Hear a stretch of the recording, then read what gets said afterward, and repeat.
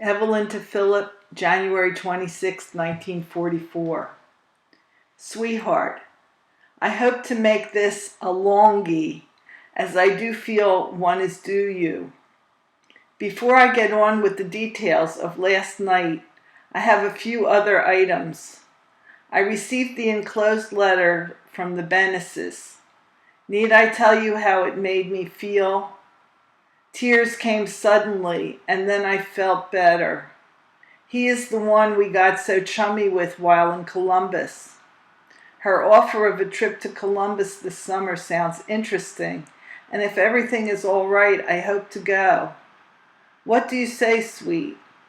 I'm going to send off a letter to each family sometime this week. In your letter of January 8th, received yesterday, you asked my forgiveness for your reluctance to dance with me on so many occasions. Of course you're forgiven, and I'm glad you've taken a real interest in dancing. I love to dance, especially with you, my darling. I particularly like the way you expressed yourself in Jack's letter in reference to your sex constancy. I can truthfully say ditto. Expressions such as those endear you to me, increasing, if at all possible, my deep and abiding love for you. You are inexpressibly tender, sweet, and thoughtful, dearest, and I doubt if there are many of your type and caliber. Another thing of interest, I noticed that Adele's third finger is a trifle larger than her forefinger. Quite the opposite for me, on one hand. And now for last night. I wore my beige sailor dress, pink moonstones, brown shoes, fur coat, and a hat that Gloria gave me that matches the coat perfectly. Remember that brown fur-trimmed off-the-face hat she bought to match her dress coat? She decided she didn't want it anymore, and since it matches my coat perfectly, I am using it. Jack said my hair looked swell, that it looked different. I wore it in a rather high pompadour, a bit over the forehead. The bottom was in a sort of page boy, page 2 effect. Jack walked in about 1 p.m. as I was finishing my cleaning. I wasn't dressed or made up yet. He said he thought I looked well. He said later in the evening that I'm looking better than ever, so his judgment will have to serve in that connection. I was so happy to see him and gave him a royal welcome, hug, kiss, and all. His comment, "Gosh, I wonder how you'd act if Phil walked in." His presence for a little less than 24 hours made me keenly and acutely aware of my loneliness for you, baby. He never looked as well. The Army has done wonders for him. He read your letters, plus a few of those you sent to me, and watched Adele intently. He thought her prettier than her pictures. Adele's skin is exceptionally tender, and it has a tendency to rash or redden at the slightest touch or kiss. We had dinner, then Milton Brown called. He was home on a 3-day pass and wanted to know if Harry and Goldie would join him and Sylvia for an evening of fun. It was a break for all of us, as he had the car. Sylvia had gone to a dinner at Jack Lynch's, and Milt had to pick her up at 9:30. He came here at 8, and we left at 9. In the meantime, my mom had promised to wash a batch of clothes for me, and I had faithfully promised to hang them. So it was that at 8:30, my mom brought over the washed clothes to hang. Jack helped us to hang the first large bunch. My mom was all for letting me go without hanging them, but I insisted, and she relented. I only had time for the first bunch, which was the bulk of the wash, and I felt better when I left, knowing she wouldn't have to do it alone. We arrived at JL's at precisely 7:30, and Sylvia was waiting. We had to rearrange ourselves in the car. Goldie sat on Harry's lap, page 3 in the back, then Jack and me. However, Goldie wasn't able to stay that way, and I had to sit on Jack's lap. Between Jack's GI coat and my bulky fur coat, there was little room for comfort. I was relieved when we arrived at our destination, Neil Dagan's, a nightclub in Camden. Sylvia had a funny look on her face when she saw me so friendly with Jack, and Goldie explained, It's a lovely place, but the floor show was punk with a capital P. We girls had orangeade, cheese and crackers, while the boys had 4 rounds of beers. I did quite a bit of dancing with Jack, very plain dancing this time. We did a lot of talking too. I won't go into detail on that, as I'd rather have Jack tell you anything he told me himself. He met a nice girl in New York, Adeline Schifrin, that he felt sure would be the one if he could pursue the right course. After his 3rd date with her, upon arriving home, he got to thinking that his mom would not be there to see it if he did get married, and he claims he broke down and cried for at least 15 minutes. 2 Louis at Jack's camp had an argument concerning his photography position, and there is a strong possibility that he may be transferred. I'd better chop the subject before I tell you all and leave nothing for him. We soon tired of NDs and decided on a good place to eat. We wound up at Kelly's Seafood, where I had 4 fried oysters, French fries, coleslaw, and, of all things, a rock and rye. I had made up my mind beforehand to try one drink, and while I didn't particularly care for this going down, it left a delicious taste in my mouth the rest of the evening. We got home at 3, and Jack and I talked for, page 4, about a half hour. As we talked, I felt myself filling up and overflowing. Before I realized what had happened, I was in tears on Jack's shoulder. He, too, confessed an overpowering loneliness for you at the time when he felt he wanted to pour forth his heart. I neglected to mention that we visited the Anapolskys before going downtown. Harry is also in England. It was a nice evening, everything considered. Today was a typical warm, sunny spring day, and I had Adele out in the walker. I'm wearing my peasant blouse, black skirt, and red sweater.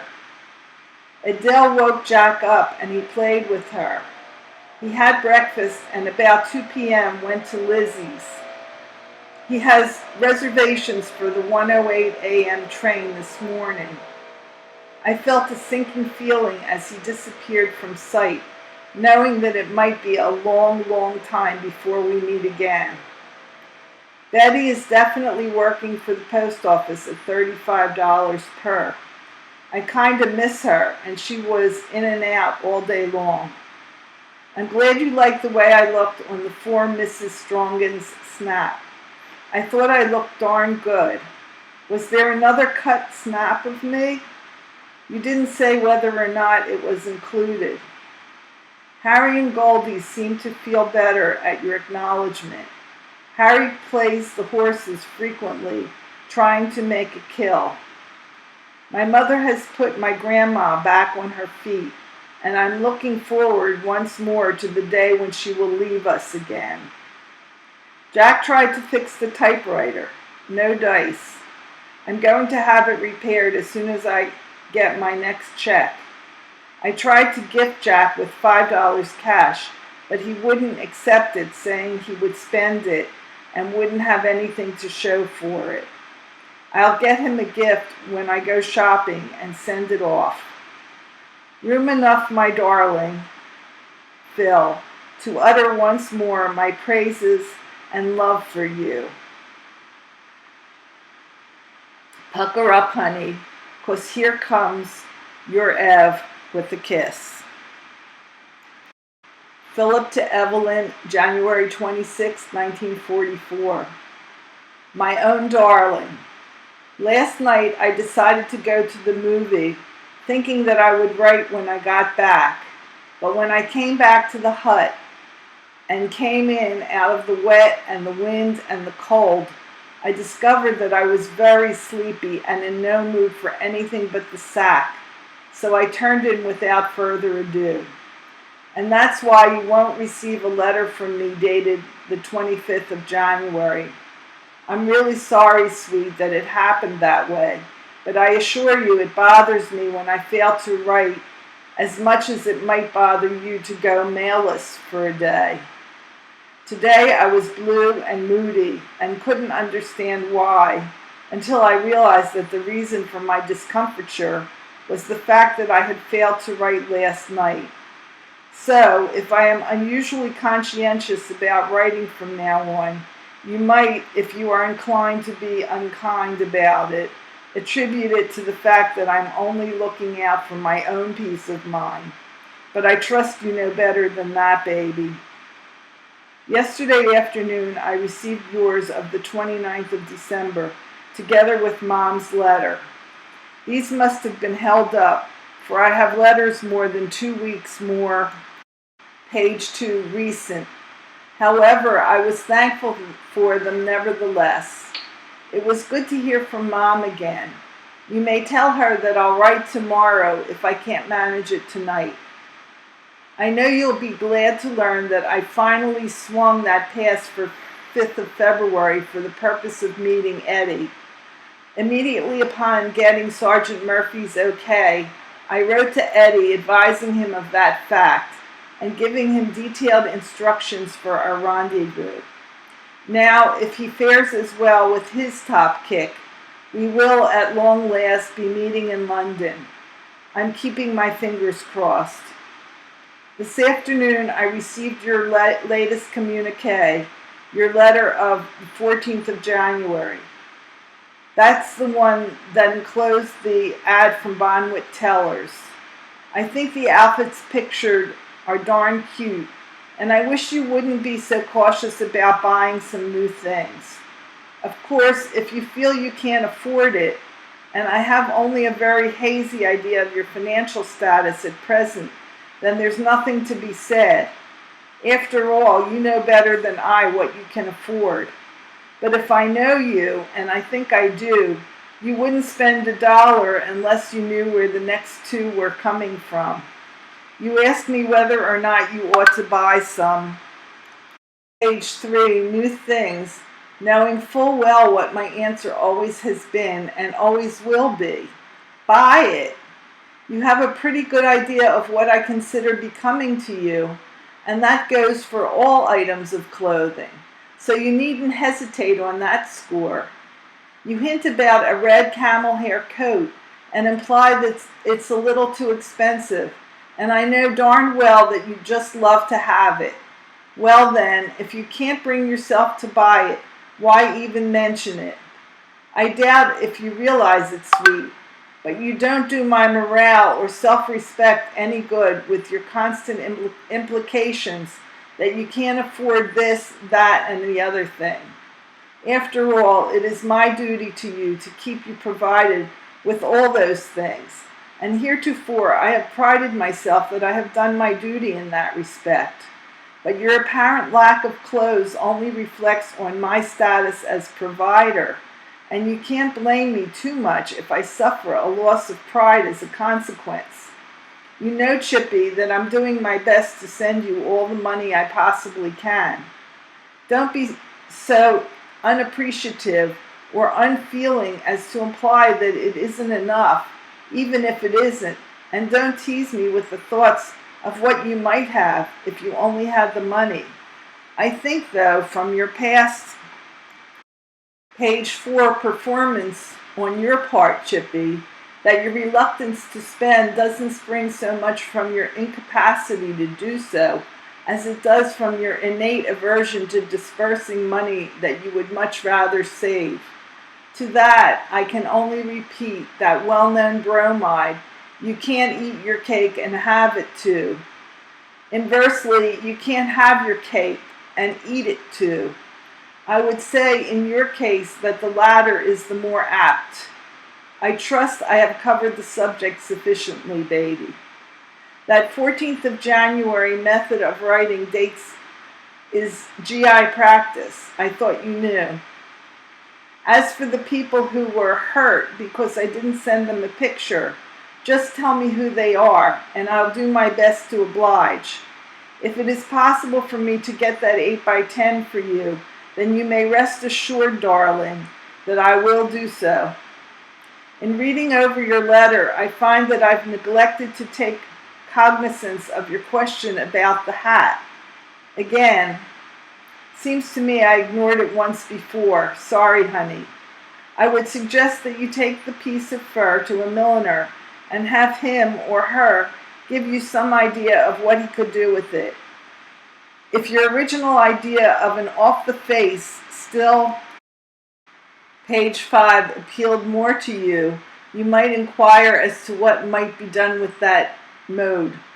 Personally, I can't see the advantage of an off-the-face in this case, although I remember the style is most becoming to you, and the way you pile your hair in front almost precludes any other. But it seems to me the effect of the matching fur will be almost entirely lost if you persist in the idea. I rather favor an off-center beret effect to get the most out of that piece of fur. But of course, I may be talking through your hat, and the idea may be without worth or practicality, in which case I would suggest you consult the milliner about a happy medium. I just happen to remember how attractive that red beret was on you. I think if you could recapture the same effect with the fur, you would not only have an attractive hat, it would be different. I like the jauntiness of it. The more I picture it, the better I like it. Give it a try, will you, Chippy? You certainly did a mean day's work on the 14th, honey child, and I wonder that you can accomplish so much in a day. 2, I suspect that you're overdoing it again. Have a care, baby, that page 6, you don't force me to give you hell for it, and I will if I hear one peep out of you about being knocked out. Your guess that I would have a pile of mail awaiting me on my return from furlough was entirely correct, as you probably know by now. Think I'll ask for another furlough. I was busy all day today making copies of the men's immunization records, but it is a lot of work and I didn't get half through. This evening I went down to the snack bar with Klein, Moats, and Oxborough and had a cup of coffee, but good, and a couple of toasted cheese sandwiches, but delicious. Almost forgot to tell you yesterday, at dinner we had, you'll never guess, chocolate ice cream. Need I say more? No. Well, I will. In the evening, on the way to the movies, we stopped at the snack bar and had, that's right, chocolate ice cream. Lady, it was so good and so rare a treat that I actually hated to eat it and have it disappear. Well, baby mine, anything I might say now would be in the nature of an anticlimax. After all, what is more exciting than good old chocolate ice cream? Page 7. All right, don't tell me. I know. I meant, or I should have said, under the present circumstances, what is more exciting than, etc. Now that I have us both thinking along those intriguing lines, I think it's time to quit. I'd hate to be diverted from this particular train of thought. Don't wake me up. Let me dream. Good night, baby. I love you. My love to our Adele and all our folk. Ever your Phil. P.S. Bet I dream I'm home tonight. This is a letter from Phil's brother Jack, his younger brother, dated January 26, 1944. Dear Phil, just received a delayed letter from you. It was dated September 1st, 1943, and decided to answer you without waiting for your answer to my last letter. I recently was assigned to a new job as a warehouseman and like it very much. There's very little physical labor to it, but it's a very responsible job, and I have to do a great deal of figuring. The job rates a T5, and I expect the rating to be coming very shortly. Yes, big brother, I'll be right up there with you. When we were down in Brisbane, we used to take time out for tea. Also, for the Aussies were originally English. I'm improving greatly with my sketching, and will be very happy to receive the set of oil paints that Gloria sent to me. I hope that in my spare time I'll be able to practice oil painting so that I may be good enough to paint Gloria and each member of our growing family. Gloria certainly keeps my morale sky high. I receive mail, page 2, from her very regularly. I made a Valentine with my original poem on it and sent it off to her. I get a letter from Ev every now and then, and she writes me all the news on the home front, for which I am very grateful. Our outfit is getting to be more like a garrison camp every day. Why, just today we were told to fall out for reveille every morning bright and early. I hear that Al Chase is 1A, one all right in the Army. Gosh, Phil, somehow I just can't picture him in a GI zoot suit. I guess you have heard of the new ruling concerning soldiers in a diseased area, so I won't take up space telling you about it. That yellow blotch you see above is insecticide from a bomb spray. A few bugs. Guinea is about the most bug-infested land on earth, and believe me, they drive me bugs were bothering me, and I had to bomb them out. Well, so long, big brother. Hope to hear from you very soon. Kid brother, Jackson.